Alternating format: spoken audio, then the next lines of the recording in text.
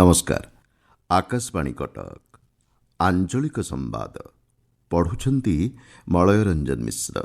प्रधानमंत्री नरेंद्र मोदी आज पूर्वाह्न 11टारे आकाशवाणी मन की बात कार्यक्रम देशवासी भाव विनिमय करेंगे। यह हेब मन की बात 136तम संस्करण। आकाशवाणी और दूरदर्शन समस्त नेटवर्क, आकाशवाणी वेबसाइट और न्यूज एंड एआईआर मोबाइल आप रे एही कार्यक्रम उपलब्ध हेब। आकाशवाणी डीडी न्यूज, पीएमओ और सूचना और प्रसारण मंत्रालय यूट्यूब चैनल रे मध्य एहार सीधा प्रसारण कराजिबो। हिंदी भाषा रे प्रसारण पर आकाशवाणी रे एही कार्यक्रम आंचलिक भाषांतरण प्रसारण कराजिबो। राति 8टारे आंचलिक भाषांतरण पुनः प्रसारण कराजिबो। लोकसभा आसंताकाली सरकार सार्वजनीन परीक्षा अन्याय उपाय निवारण संशोधन बिल 2026 आगत करेंगे। आसंताकाली गृह कार्यसूची यह तालिकाभुक्त करा जायछि। एही नूतन बिल रे 2024 आईन रे संशोधन प्रस्ताव रही। केन्द्रमंत्री डॉक्टर जितेन्द्र सिंह गृह रे बिल को आगत करेंगे। प्रश्नपत्र प्रघट एवं परीक्षा परिचालन रे अनियमितता मामला रे कठोर दंडविधान को सुनिश्चित करने और फास्ट्राक कोर्ट स्थापन संक्रांत चिठा प्रस्ताव को गत शुक्रवार दिन केन्द्र कैबिनेट मंजूरी प्रदान करिथिला। केन्द्रमंत्री प्रह्लाद जोशी को शिक्षा विभाग अतिरिक्त दायित्व अर्पण करा जायछि। श्री जोशी एवं उपभोक्ता व्यापार, खाद्य प्रक्रियाकरण, साधारण बंटन और नूतन और नवीकरणीय शक्ति विभाग मंत्री भाव दायित्व निर्वाह करुछंती। केन्द्र मंत्री परिषद शिक्षा मंत्री धर्मेन्द्र प्रधान इस्तीफा पर श्री जोशी को यह अतिरिक्त दायित्व प्रदान करा जायछि। राष्ट्रपति द्रौपदी मुर्मू प्रधानमंत्री नरेंद्र मोदी सुपारिश क्रमे श्री प्रधान इस्तीफा पत्र ग्रहण करिछंती।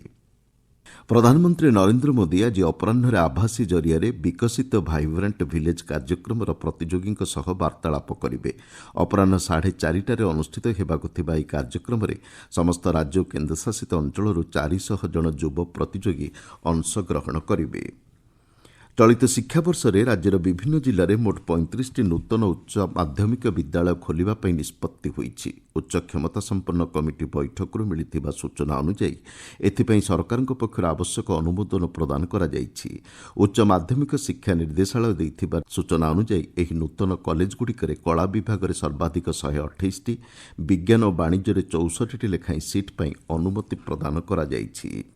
द्वादशी तिथि आज रथ उपर श्रीजीउंकर गरुड़ शयन नीति और संध्यारे अधरपणा नीति अनुष्ठित हेब। एही नीति महाप्रभुंक अधर चुंबित स्वतंत्र हांडी रे सुआर सेवकों द्वारा प्रस्तुत पणा लागि कराजिबो।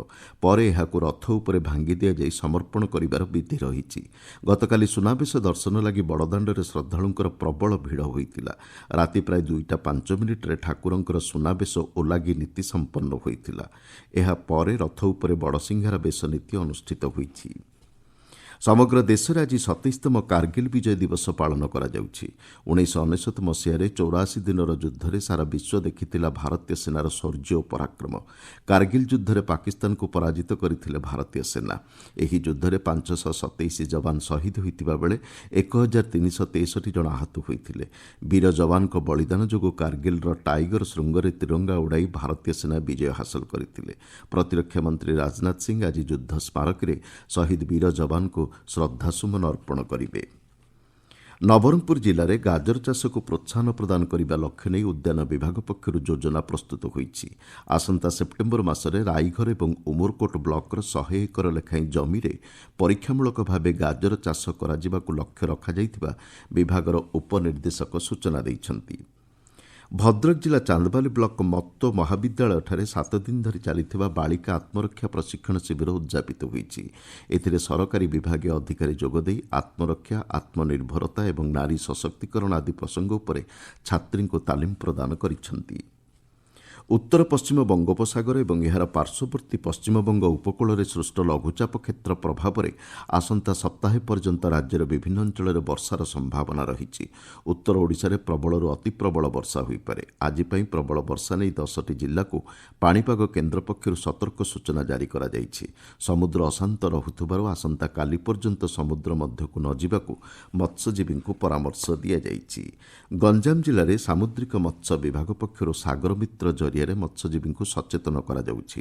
ମାଛ ଧରିବା ପାଇଁ ଯେଉଁମାନେ ସମୁଦ୍ର ମଧ୍ୟକୁ ଯାଇଛନ୍ତି ଶୀଘ୍ର ଫେରିଆସିବାକୁ ବିଭାଗ ପକ୍ଷରୁ କୁହାଯାଇଛି। କୂଳରେ ଥିବା ଡଙ୍ଗା ଏବଂ ଜାଲକୁ ସୁରକ୍ଷିତ ସ୍ଥାନରେ ରଖିବାକୁ ମତ୍ସ୍ୟଜୀବୀଙ୍କୁ ବିଭାଗ ପରାମର୍ଶ ଦେଇଛି। ଆଞ୍ଚଳିକ ସମ୍ବାଦ ବର୍ତ୍ତମାନ ପାଇଁ ଏତିକିରେ ଶେଷ ହେଲା। ଆମର ପରବର୍ତ୍ତୀ ଆଞ୍ଚଳିକ ସମ୍ବାଦ ଶୁଣିପାରିବେ ଅପରାହ୍ନ 2ଟା 32 ମିନିଟ୍ରେ।